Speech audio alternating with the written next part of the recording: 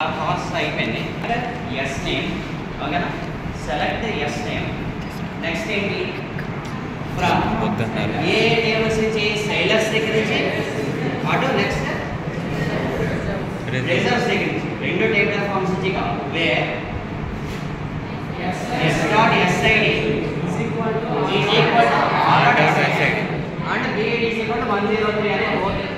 same అదే దాన్ని ఇంకోలా ఎలా రాయాలి అంటే సేమ్ అదే మీనింగ్ వేరే స్టైల్లో అదే క్వైరీని ఎలా రాస్తారంటే చెప్తున్నారు చూడండి సెలెక్ట్ ఎస్ నేమ్ ఓకేనా ఫ్రమ్ సెయిలర్స్ రిజర్వ్ ఇటు వచ్చి సెయిలర్స్ ఎస్ అని అక్కడ ఇచ్చాడు మెన్షన్ చేసాడు అవునా కదా పైలాంట్లో ఎస్ అని పర్టికులర్ మెన్షన్ చేశాడు అంటే నువ్వు ఏదైతే బయటికి ఎక్స్ట్రాక్ట్ చేద్దాం అనుకున్నావు సెలెక్ట్ ద్వారా దానికి ఎస్ అనే ఒక